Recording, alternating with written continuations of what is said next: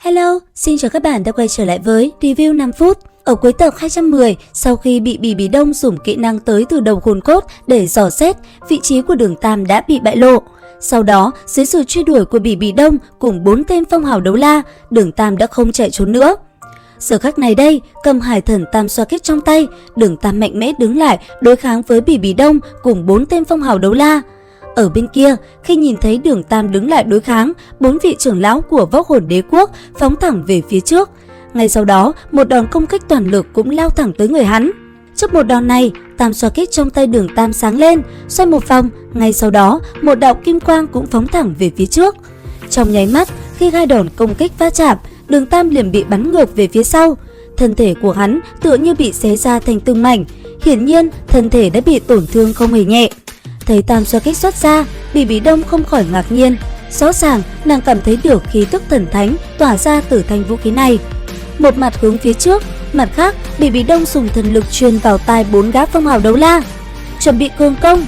Sau khi ta phá vỡ lĩnh vực của hắn, các ngươi dùng thần lực công kích. Quỷ đấu la không may bỏ mạng là do bị đánh lén. Hơn nữa, thần khí này mang quang minh khắc chế, các ngươi không cần sợ.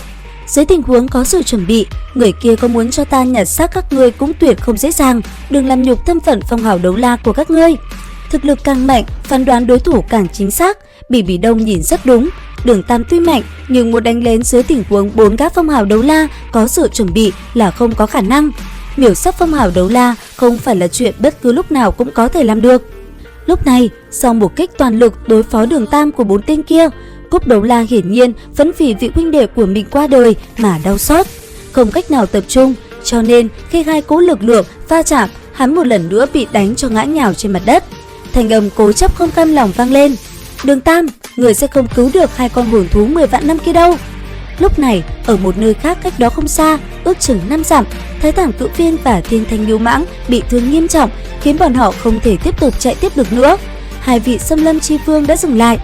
Giọng nói yếu ớt của Đại Minh vang lên: "Là lỗi của chúng ta mà hai người mới ra nông nỗi này."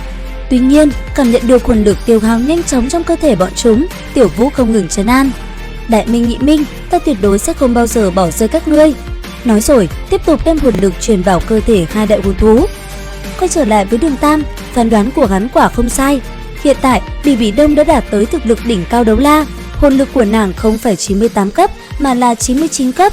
Nếu như không phải có một phần hồn lực chớp mắt nàng không dám sử dụng thì đã khác. Nếu nàng sử dụng toàn bộ thực lực, chỉ sợ so với Hải Thần Chi Quang càng thêm kinh khủng. Dù sao, nơi này cũng là lục địa. Với kinh nghiệm thực chiến phong phú, hơn nữa thực lực cường đại, nàng bộc phát ra tử vong lĩnh vực ăn mòn từng chút lam ngân lĩnh vực của Đường Tam. Khi Hải Thần Tam xoa kích rời khỏi tay, trong nháy mắt, lam ngân lĩnh vực của Đường Tam biến thành kim sắc. Lúc này, tử vong lĩnh vực của Bỉ Bỉ Đông đã bị uy năng của lam ngân lĩnh vực gia nhập Hải Thần Tam xoa kích mạnh mẽ, chèn ép đẩy lùi. Thế nhưng, nàng cũng không có dừng lại. Song trưởng biến thành chu mâu, trong nháy mắt xảy ra biến hóa, biến thành một đôi lưỡi hái màu đen thật lớn, trực tiếp nghênh đón Hải Thần Tam xoa kích. So về hồn lực, Đường Tam đương nhiên không phải là đối thủ của Bỉ Bỉ Đông, thậm chí luận vóc hồn, hồn hoàn, hắn cũng đều cách biệt khá xa. Tiếng nổ lớn nương theo đó là kim quang lấp lóe, oai lực thần khí rung động toàn trường. Gương mặt của Bỉ Bỉ Đông toát ra một tia thống khổ, nhưng điều ngược lại chính là lực lượng của nàng chợt tăng mạnh. Trong giây lát, thân thể một lần nữa biến đổi, hai cánh tay hóa thành song trưởng nắm lấy Hải Thần Tam xoa kích. Hồn lực của hắn mới chỉ 85 cấp. Lúc này, cùng theo Hải Thần Tam xoa kích trở về, còn có cả vẻ mặt đầy nanh ác của Bỉ Bỉ Đông. Đối với các kỹ năng nàng thể hiện ra, hắn rõ ràng là vô cùng xa lạ. Ngay khi Đường Tam cầm lấy Hải Thần Tam xoa kích, chuẩn bị thi triển thuấn gian chuyển di kỹ năng lần nữa bỏ chạy, đột nhiên hắn phát hiện thân thể của chính mình không thể di động. Ngay giữa không trung, hư ảnh Hải Thần uy nghiêm chợt hiện ra, giọng nói uy vũ vang lên: "Ta tung hoành đấu la thế giới hơn ngàn năm, cuối cùng đạt được Hải Thần vị, tự nghĩ ra Hoàng Kim Thập Tam kích, quét ngang 4 biển vô địch, hiện tại chuyển cho ngươi 3 kích đầu tiên." Đến đây thì hết tập 211 Đấu La Đại Lục. Xin chào và hẹn gặp lại các bạn ở những video tiếp theo.